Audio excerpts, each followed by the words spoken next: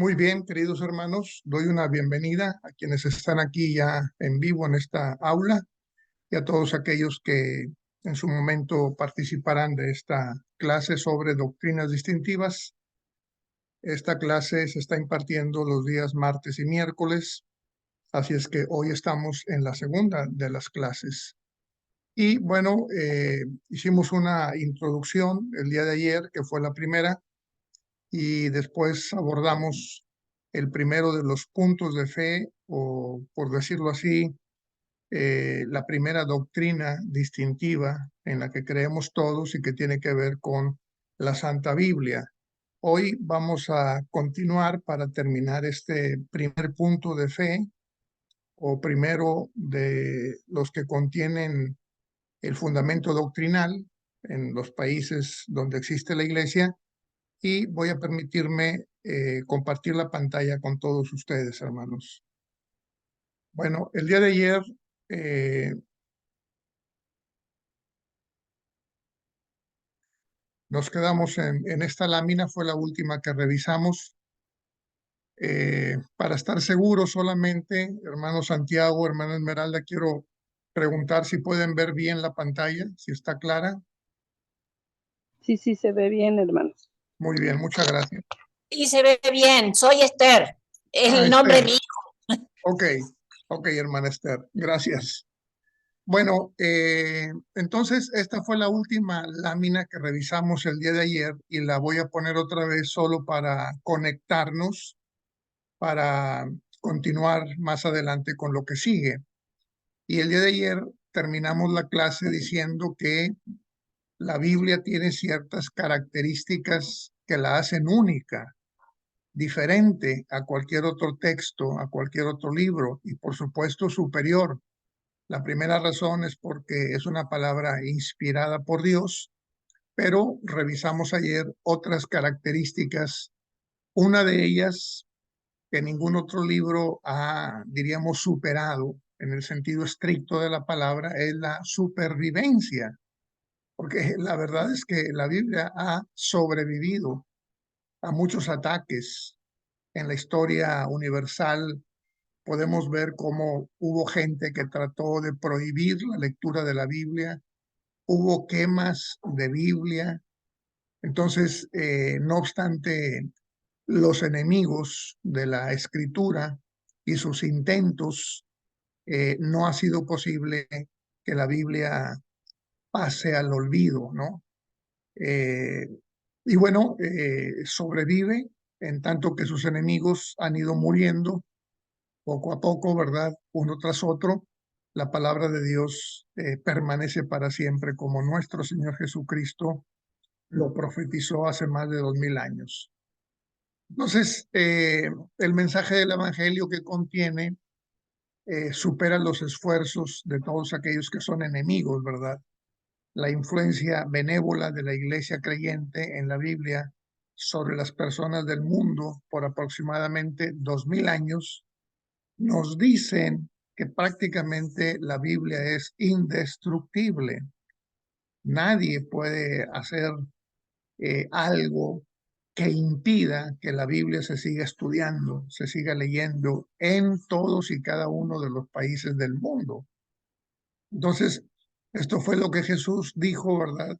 Que el cielo y la tierra pasarán, mas sus palabras no pasarán, ¿no? Entonces, eso fue lo que vimos ayer y vamos a continuar viendo otras características de la Biblia. Por ejemplo, además de las 4 o 5 características que ya hemos visto, tenemos esta otra, la relevancia de la palabra de Dios y el realismo que contiene, ¿verdad? Porque no es una fábula, no son mitos, no son cuentos o novelas interesantes o muy bonitas, no, es mucho más que eso. Es una escritura relevante, es decir, de suma importancia. Y también es una escritura que nos habla de la realidad que vivieron sus protagonistas, de la realidad del ser humano, ¿verdad?, en la que se encuentra. Es decir, no es un libro de ciencia ficción. Entonces, los lectores de la Escritura frecuentemente son sorprendidos por la sencillez de la Biblia. Directamente aborda los problemas reales de la vida y la muerte, de la guerra y la paz. Habla del amor y de la sexualidad. Habla de la casa, de la familia, de los hombres prudentes y de los engañadores. Incluso los pecados de los héroes bíblicos de la fe no están protegidos o idealizados ante la mirada de la verdad de Dios, porque la Biblia le tapa nada a nadie. No importa qué tan relevante sea el personaje, la Biblia dice lo bueno y lo malo que realizó. Y eso tiene sus ventajas porque los personajes bíblicos fueron como nosotros, de carne y hueso, con problemas, con dificultades, con traumas, con alegrías, es decir, como es la vida en realidad. Y ahí tenemos, por ejemplo, que David, un hijo consentido de Dios, ¿verdad? A quien Dios lo llevó a lo máximo, al reinado sobre Israel, el reinado más importante, más grandioso que tuvo el pueblo de Israel en toda su historia. Sin embargo, cuando se trata del pecado, Dios lo denuncia a través del profeta Natán, que le dice exactamente el pecado que ha cometido, tomando a una mujer pues que no le pertenecía, ¿no? Porque era casada y más con un extranjero, la mujer de Urías, el Eteo. Y luego también habla del asesinato que cometió David, por lo menos como autor intelectual, porque lo manda al frente de la batalla para que lo maten y entonces ya quedarse él con su esposa. Bueno, pues estos pecados Dios no los oculta, ¿verdad? Ahí están. Lo mismo pasó con Abraham cuando mintió, lo mismo con Moisés cuando se enfadó. Es decir, eh, de todos los personajes bíblicos. Y acá en el Nuevo Testamento tenemos el caso de Pedro que negó a Jesús en 3 ocasiones y de todos aquellos que le dieron la espalda, no obstante que eran, diríamos, amigos íntimos del Señor Jesús. En el momento de su pecado, la Biblia lo denuncia. A diferencia, por ejemplo, hermanos, de nuestros libros de historia nacional, al menos en México, pero creo que es lo mismo en todos los países, solo se dicen las cosas buenas de nuestros héroes, los logros, ¿no? Se cuenta la historia de un soldado que le pregunta al general, oiga, ¿usted por qué nunca habla de sus derrotas? Solamente le he oído hablar acerca de sus victorias en batalla. Y entonces el general contestó, yo siempre voy a hablar de mis victorias, de mis derrotas que hablen otros, pero yo no. Y así son nuestros libros de historia, ¿no? Hablan solamente del lado positivo de los héroes, diríamos nacionales, ¿no? De los libertadores, de los que lucharon por la independencia de nuestros países o de los líderes revolucionarios en muchos países. Pero nada se sabe acerca de su lado oscuro. Y en la Biblia no es así. La Biblia habla de lo bueno y lo malo. Y eso es importante porque nos identificamos con ellos, ¿verdad? Son como nosotros. Así lo dice Santiago, ¿verdad? Profetas como Elías eran semejantes a nosotros, de nuestra misma naturaleza. Elías es un ejemplo también de lo que estamos hablando. Un día destruye a 450 falsos profetas del dios Baal y otro día huye porque una mujer lo amenazó. Cae en depresión y muestra ese lado oscuro en su falta de fe. En fin, en ese sentido también la Biblia es un libro diferente. Un libro con un interés diverso y terrenal no podía beneficiar si no ofrece soluciones y libertad a los enormes problemas de la humanidad. Pero si lo hace, las historias vivas de millones, muertos y vivos, son evidencia de los beneficios poderosos y pragmáticos, es decir, prácticos de la Biblia. Si funciona, considere todas estas vidas transformadas, incluyendo la nuestra. ¿Cuántos de nosotros somos un testimonio vivo de nuestra transformación una vez que conocimos la palabra de Dios? Entonces, es una palabra que tiene poder para cambiar el corazón de las personas. Y eso, pues no cualquier libro lo tiene, ¿verdad? O al menos ninguno como nosotros en la Santa Biblia. Ahora, otro punto también por el cual la Biblia es un libro superior tiene que ver con sus predicciones, sus profecías y sus promesas, ¿verdad? A lo largo de la Biblia, de principio a fin, es una secuencia de textos que hablan del porvenir en la experiencia humana. Algunos de estos toman la forma de profecías sobre el futuro, como los textos del Antiguo Testamento que anticiparon la primera venida del Mesías, o los textos del Nuevo Testamento que predicen su regreso o su segunda venida. Quizá más de estos, sin embargo, son expresados como señales de Dios, de lo que la gente puede esperar si confían en Él y le obedecen ahora, o si no lo hacen. Rastreando estos textos y observando su resultado, estamos completamente seguros de la confiabilidad de la profecía y prominente palabra de Dios. En muchos ejemplos, Él ha hecho lo que dijo que Él haría. Esto crea confianza y seguridad de que cada promesa y profecía en la Biblia algún día se cumplirá.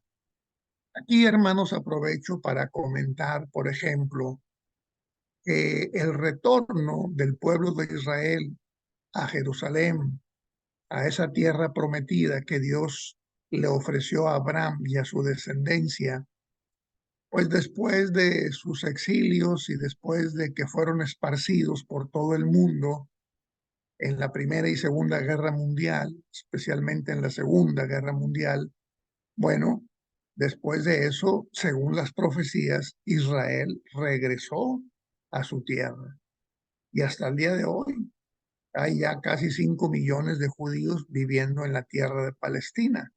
¿Por qué? Porque Dios se lo prometió a Abraham.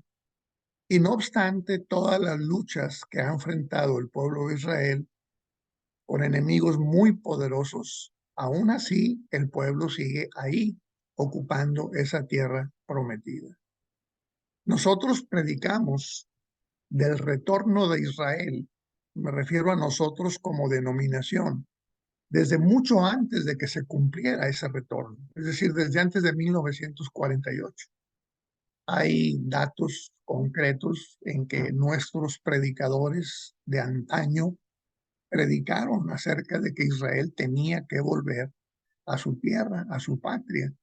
Y así se cumplió, hermanos. En mayo de 1948, Israel regresa y toma posesión de esa tierra santa, como se le conoce comúnmente, y hasta el día de hoy ha enfrentado, antes y después de su retorno, diferentes conflictos armados, pero de todos ha salido avante. ¿Por qué? Porque es una profecía bíblica y para ellos es una promesa de Dios.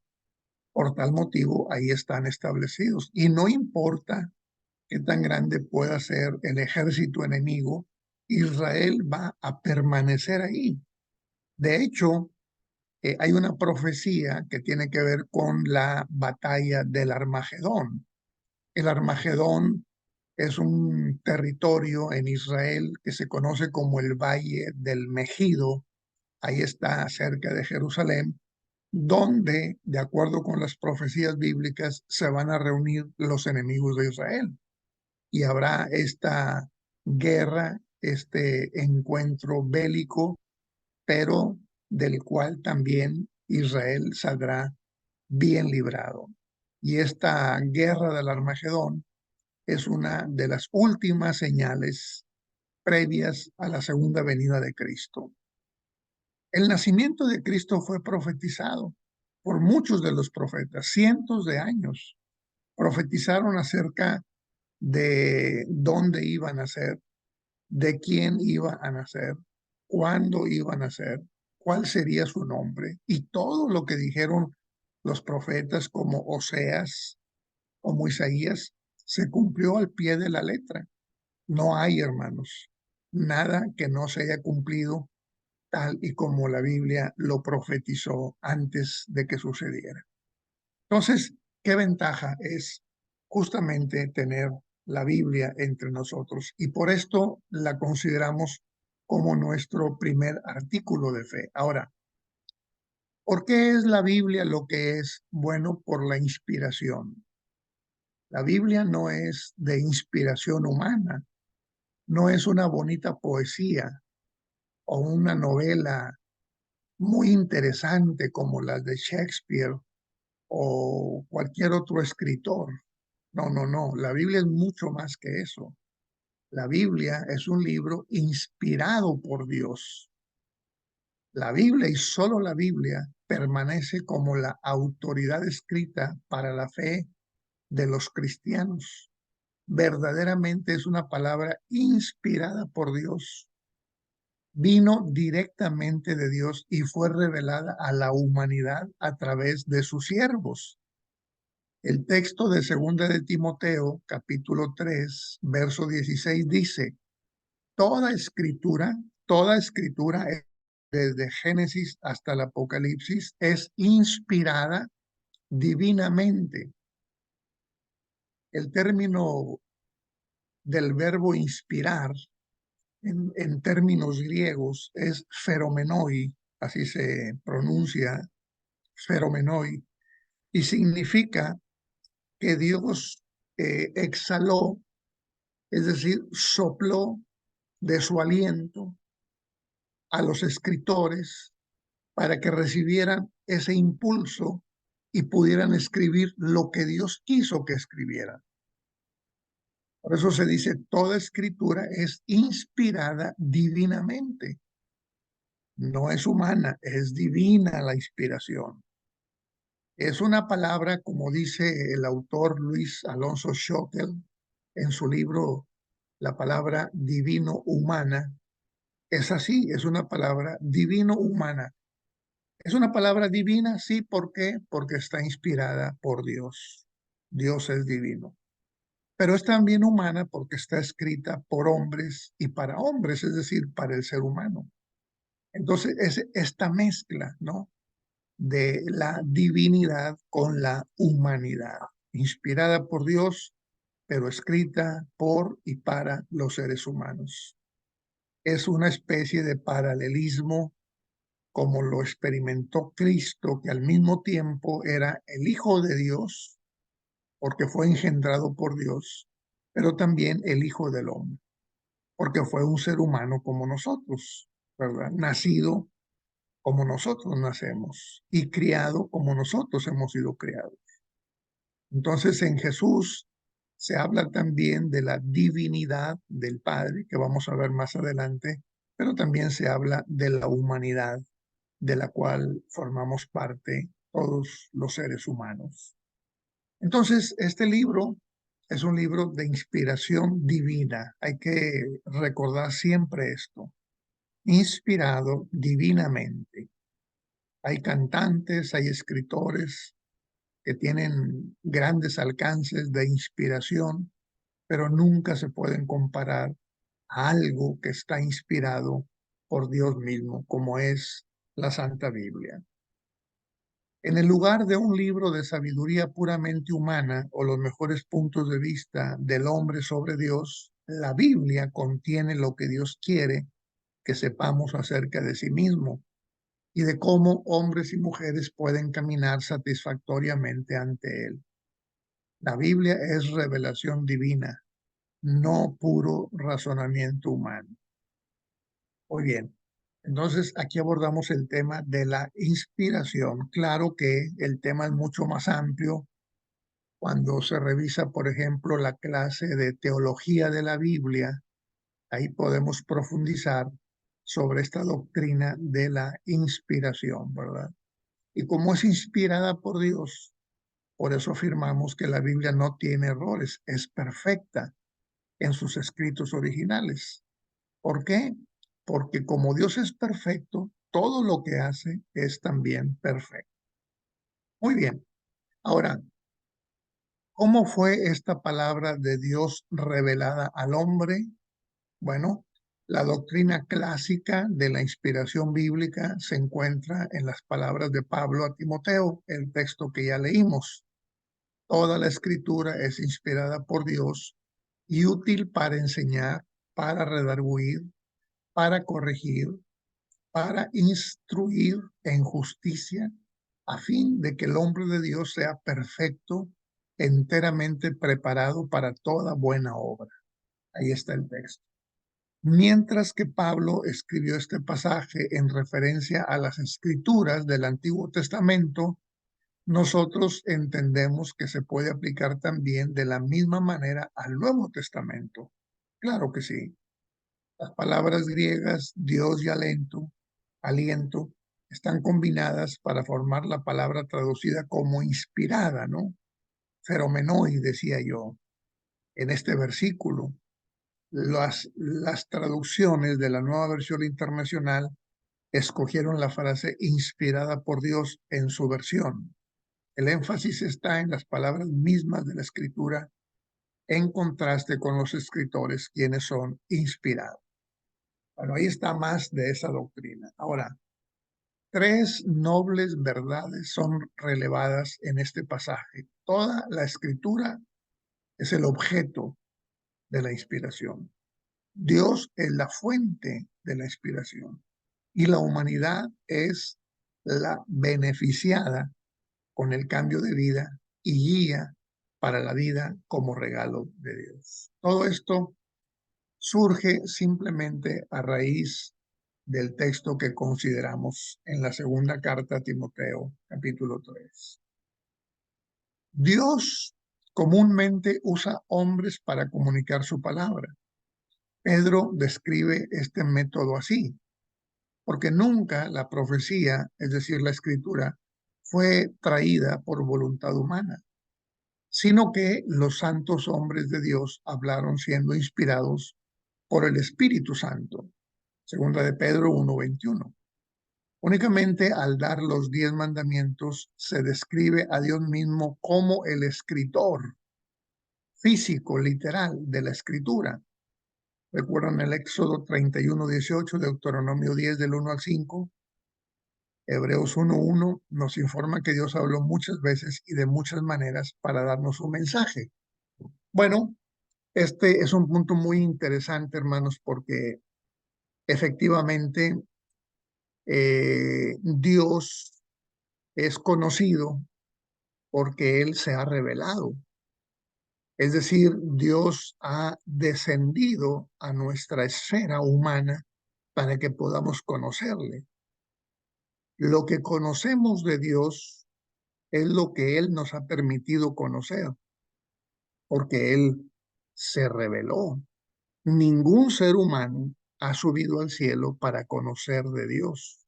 Nadie fue a las alturas para conocer a Dios, para saber de Dios.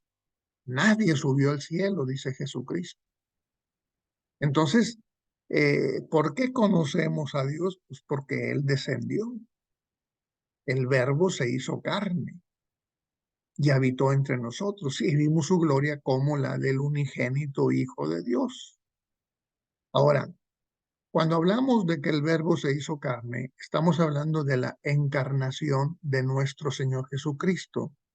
Él se encarnó para revelar de una manera más plena cómo era Dios.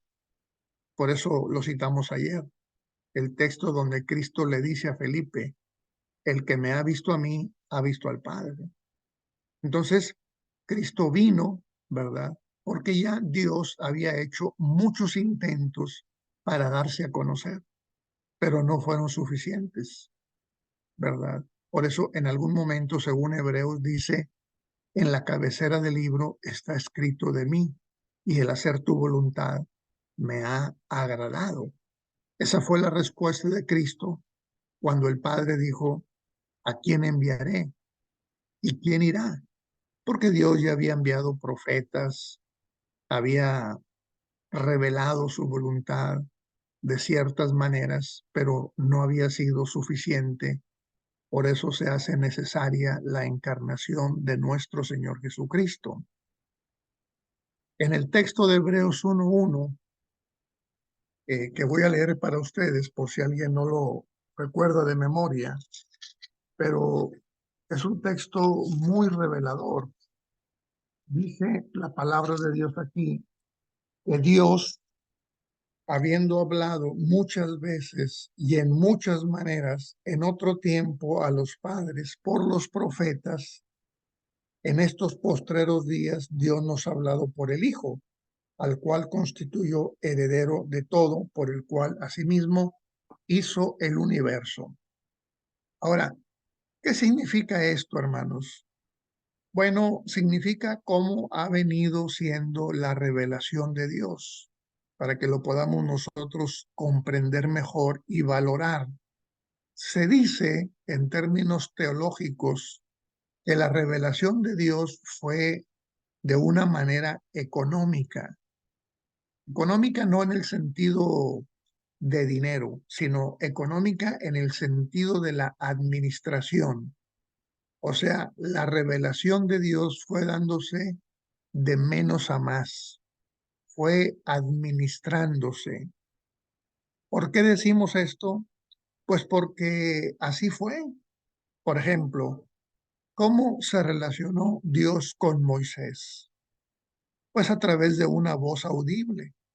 Moisés andaba en sus quehaceres y de repente oyó la voz de Dios que le dijo, quita las sandalias de tus pies, porque el lugar en que estás es santo. Y Moisés se sorprendió.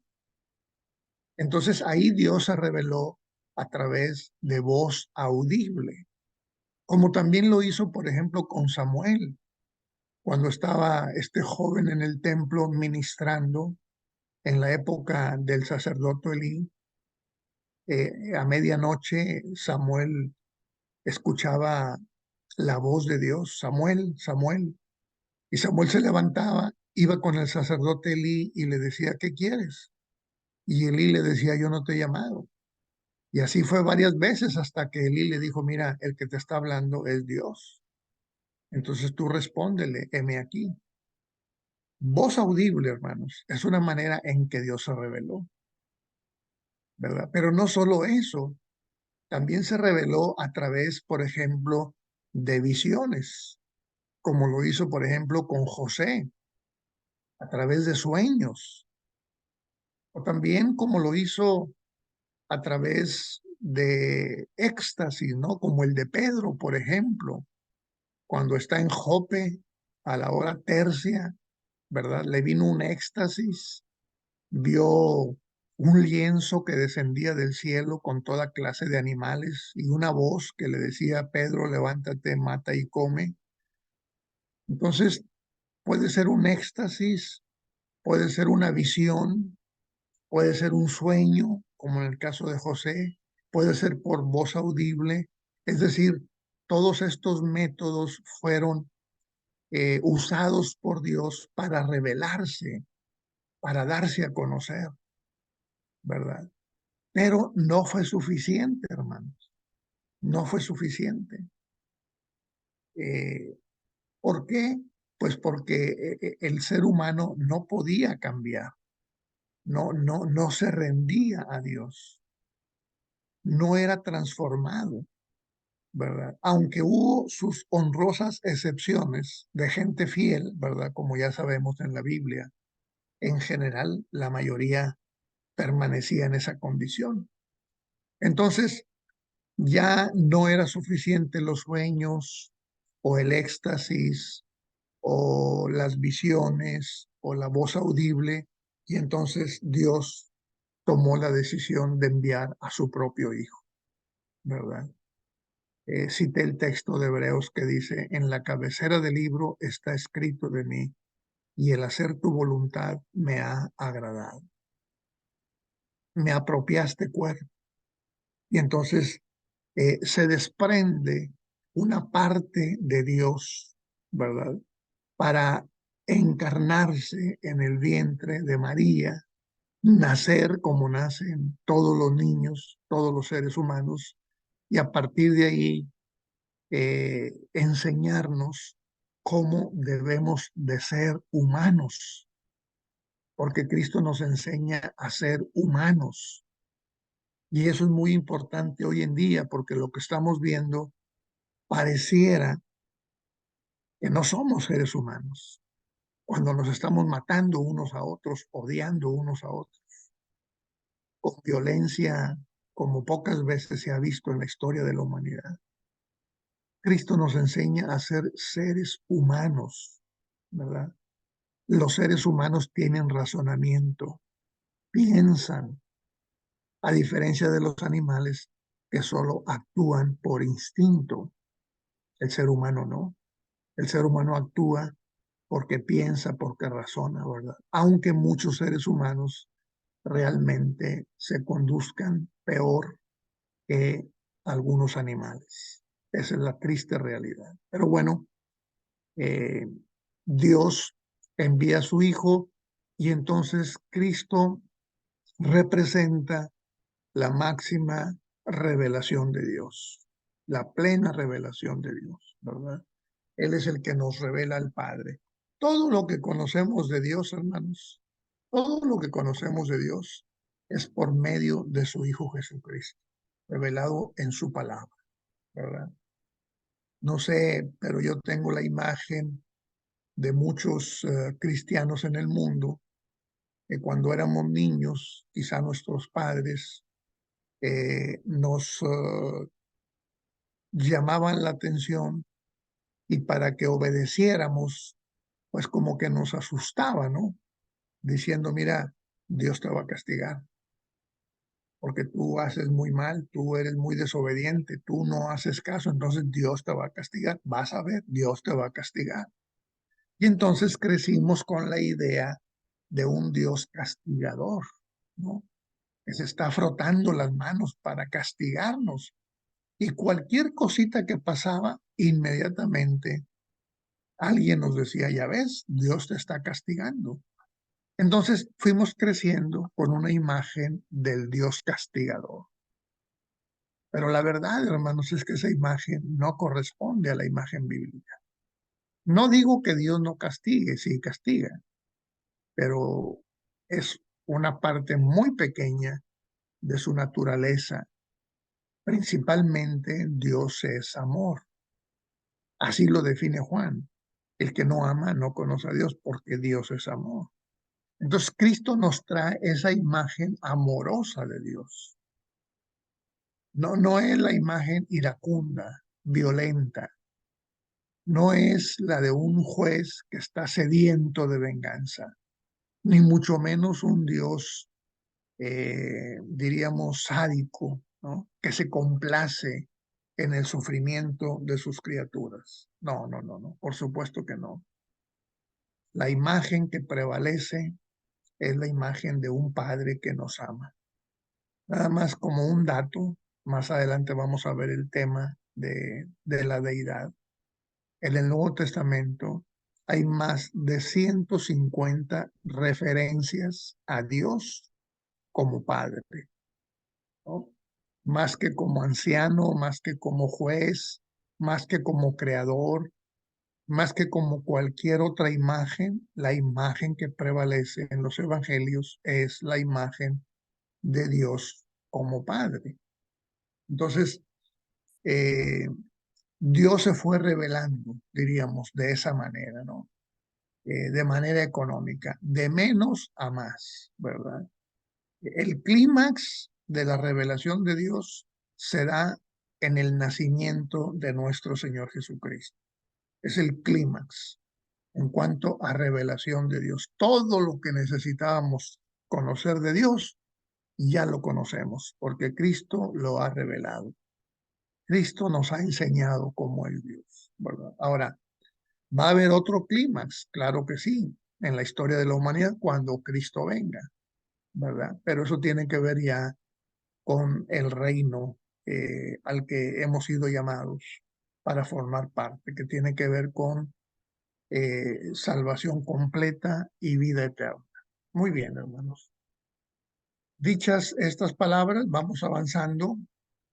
Ejemplos de estas maneras en que Dios se reveló, ¿no? Palabras exactas según Deuteronomio 27:3, Jeremías 11, Ezequiel 11, las palabras que el escritor escoge según Habacuc 2, los sueños en Daniel, en Hechos capítulo 10, que ya cité yo, en el caso de Pedro, ¿verdad? A través de un ángel también Dios se revela, Apocalipsis 1:1, de fuentes disponibles, escrituras, ¿verdad? Como en el caso de Esdras o Lucas, que también leyó las escrituras para escribir el Evangelio y el libro de los Hechos de los Apóstoles, o por acciones simbólicas, ¿verdad? Como las que menciona Isaías, Jeremías, Ezequiel, o también por recursos visuales, ¿no? Dios se da a conocer, ¿no? Por ejemplo, lo que Dios le revela a Isaías en el capítulo 6, ¿verdad? En donde Dios se aparece, ¿verdad? Eh, ante Isaías con 6 ángeles, con sus alas abiertas. Isaías cuando tiene esa visión dice, ay de mí que soy hombre muerto, ¿verdad? Porque mis ojos han visto a Dios.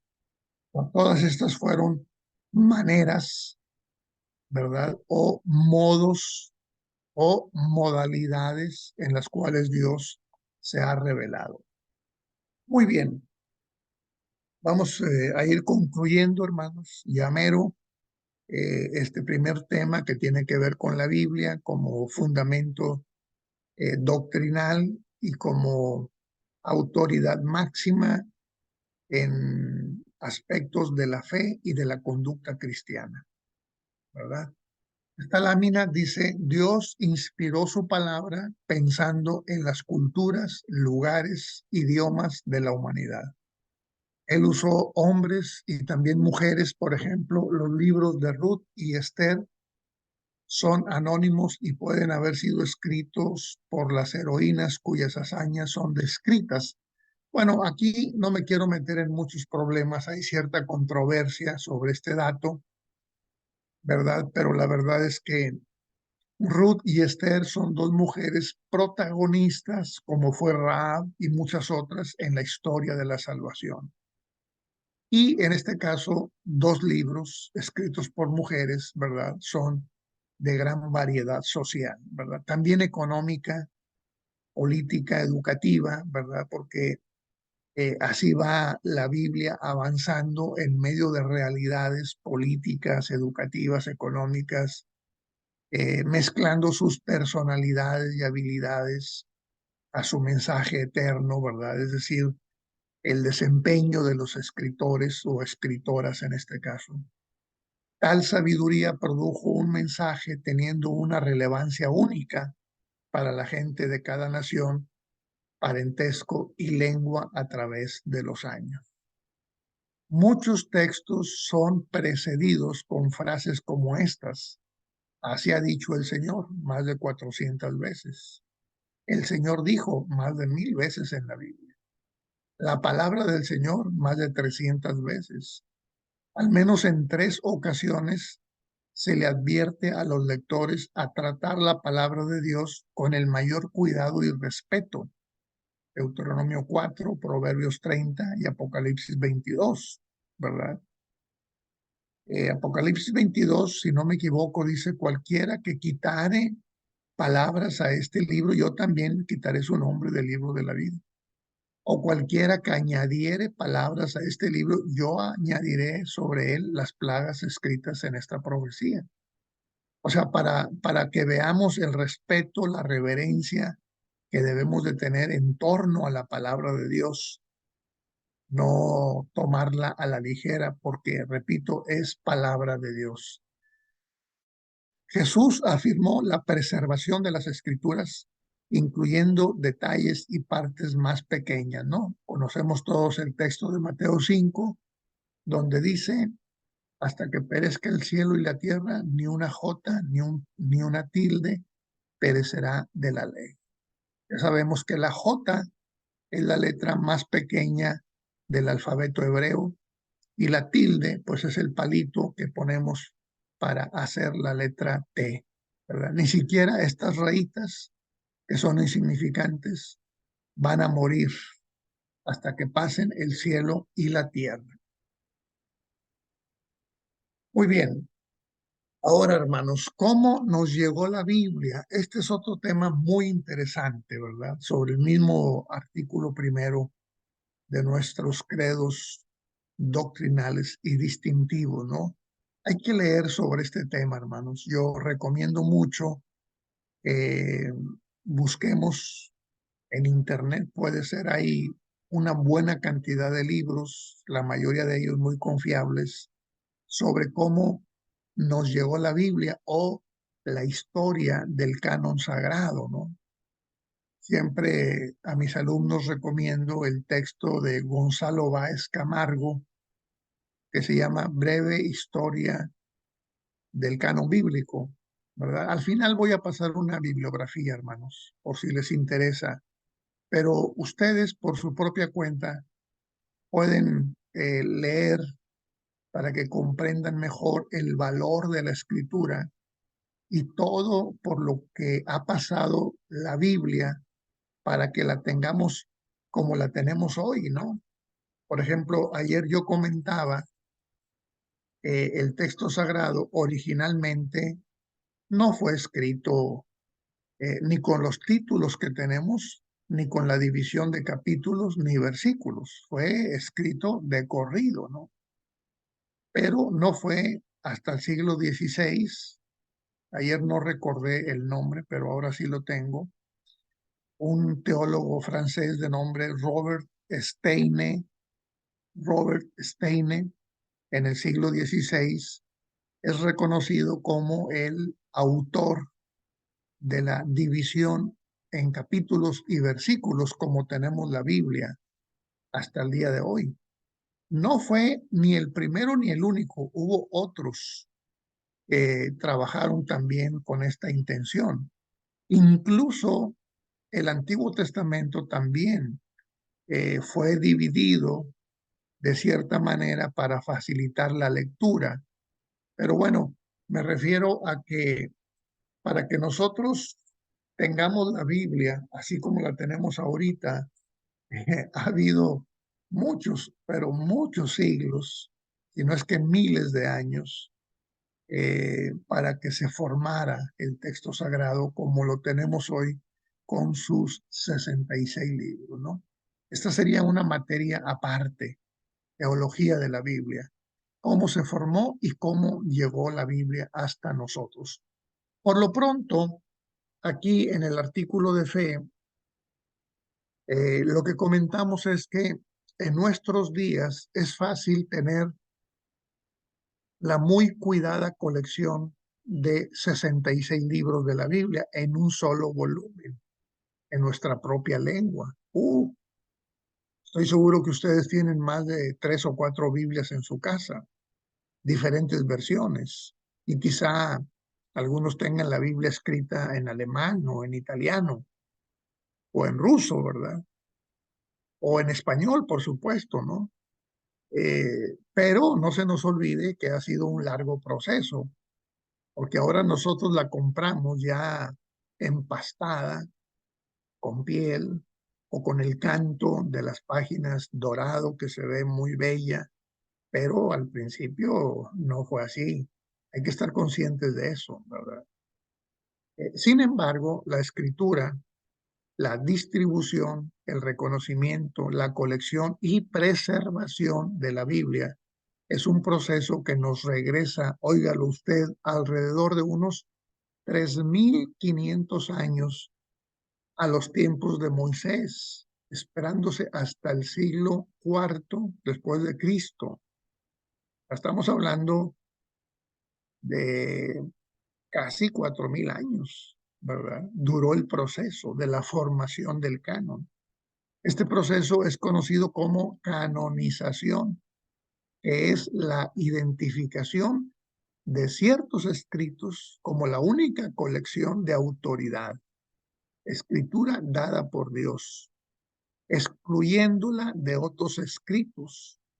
Una discusión completa de este proceso requiere de un libro completo. Sin embargo, delinearemos los conceptos básicos aquí. Mire usted.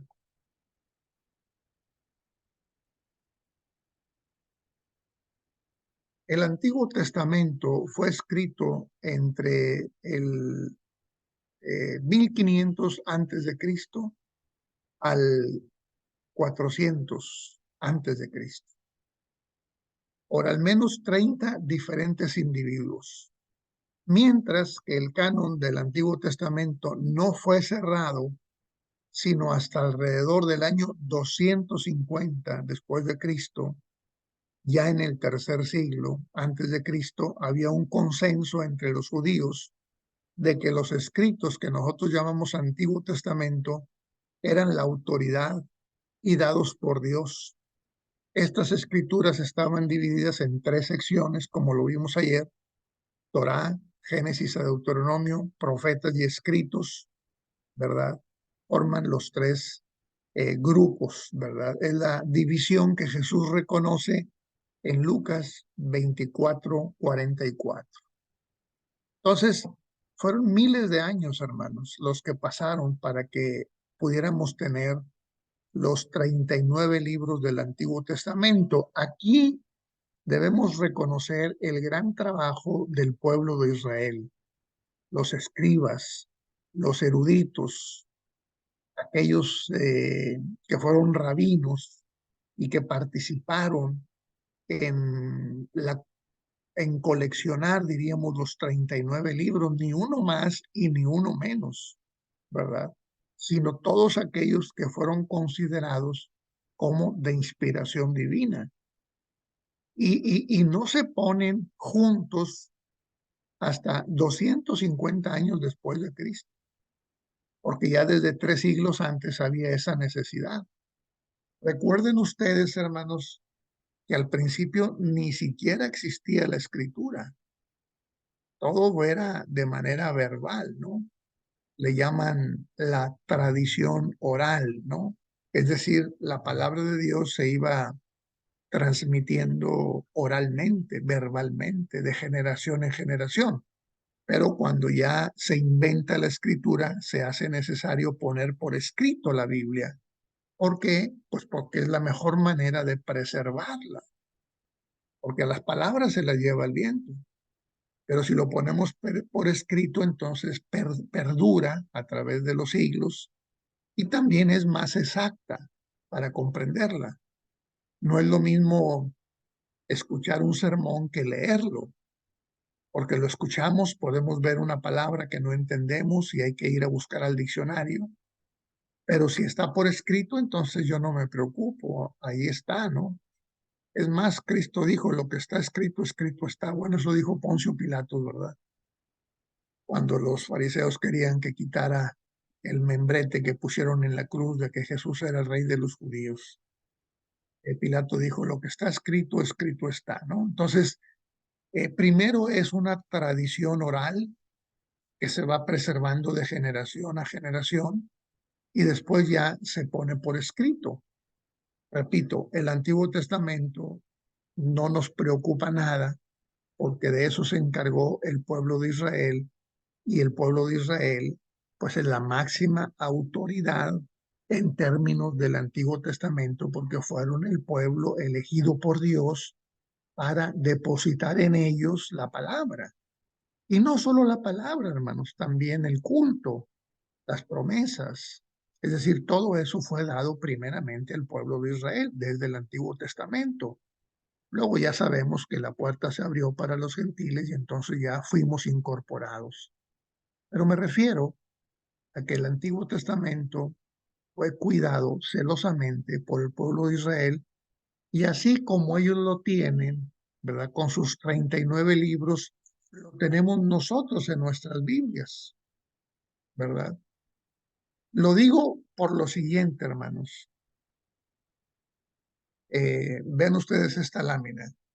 El Nuevo Testamento fue escrito entre el año 50 después de Cristo al año 100 después de Cristo, por al menos 7 diferentes individuos. Casi inmediatamente la primera iglesia reconoció la naturaleza única de estas escrituras y para mediados del siglo segundo, porciones mayores del Nuevo Testamento estaban circulando, siendo leídas a través del Imperio Romano, eventualmente en respuesta a las enseñanzas heréticas y al rechazo de ciertos escritos del Nuevo Testamento por un número de herejes prominentes.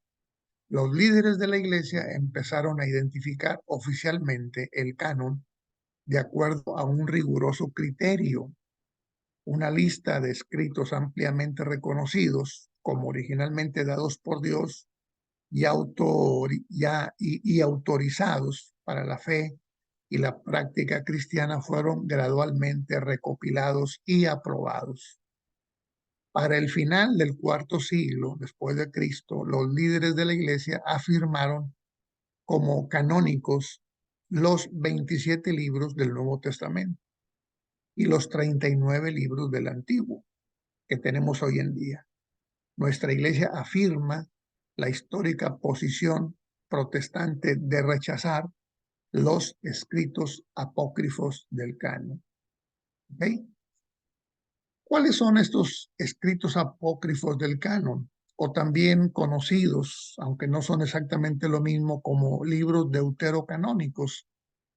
Pues es lo que algunas denominaciones han hecho al incluir en el Antiguo Testamento ciertos libros, como por ejemplo el libro de Tobías o los libros de Macabeos o algunas extensiones en libros como el de Daniel. Es decir, hay 6 o 7 libros que se consideran como apócrifos, es decir, los judíos no los reconocen como libros de inspiración divina. Por eso los judíos no los incluyeron en los 39 que tiene el Antiguo Testamento. Y por eso también los cristianos los rechazamos, porque si Israel no los reconoce, entonces no tendríamos por qué reconocerlos nosotros, ¿no? Entonces, eso por un lado, y por otro lado, ver que el Nuevo Testamento tomó prácticamente 4 siglos para cerrar su canon. ¿Quiénes hicieron este trabajo? Bueno, este trabajo lo hicieron los padres de la iglesia cristiana, ¿verdad? Cuando digo padres de la iglesia cristiana, no me refiero a los padres católicos, me refiero a esta generación que se conoce como la generación patrística, es decir, de los padres. Así se les llamó a los discípulos de los apóstoles, a esa generación que viene después de los apóstoles. Cuando los apóstoles mueren, aparecen ahí muchos personajes que son discípulos de los apóstoles y la siguiente generación, es decir, siglo segundo, tercero, que son los que hacen el trabajo de visitar a las comunidades cristianas, llevando los escritos para ver cuáles de ellos eran reconocidos por los miembros de la iglesia, para saber si habían esos escritos transformado sus vidas, para saber si realmente Pablo era el autor o Pedro, porque había cualquier cantidad de evangelios, hermano, cualquier cantidad de cartas. Pero la iglesia primitiva, es decir, de los primeros 4 siglos, rechazaron muchos escritos porque no los reconocieron inspirados por Dios. Entonces solamente se mantuvieron 27 hasta el día de hoy. Entonces, así quedó, hermanos. Voy a concluir este tema y luego vamos a hacer un receso de unos 10 minutos para después terminar nuestra clase, la segunda parte, ¿no? Hoy va a ser un poco más breve que el día de ayer, pero por lo pronto vamos a la conclusión de lo que es el primer punto de fe de los 7 u 8 temas que vamos a revisar en este curso de doctrinas distintivas. A mí me pareció bien revisar el primero porque de este dependen todos los demás puntos de fe, ¿verdad? Porque todos están basados en la Biblia y entre más conozcamos la Biblia, pues es mucho mejor. Muy bien, la conclusión del primer punto dice, cuando nos acercamos a la Biblia, es con el reconocimiento que examinamos la palabra escrita de Dios. Toda la escritura provino de Él cuando Él movió a los hombres santos para registrar, profetizar, recordar y proclamar su palabra inspirada, mientras Él trabajó de acuerdo con autores humanos y sus limitaciones de tiempos y culturas. Está claro que la palabra de Dios excede estas limitaciones y que, por lo tanto, podemos confiar que las escrituras, originalmente escritas, son en efecto la palabra inspirada de Dios, autoridad máxima e infalible. La Biblia es completamente única en este aspecto y es, por lo tanto, nuestra regla de autoridad, de fe y de práctica. Muy bien, hermanos. Hacemos aquí un paréntesis de 10 minutos, tomen un receso, levántense de sus lugares y regresamos a las 5:15 para concluir nuestra clase. Gracias por su atención, hermanos. Ahorita nos vemos.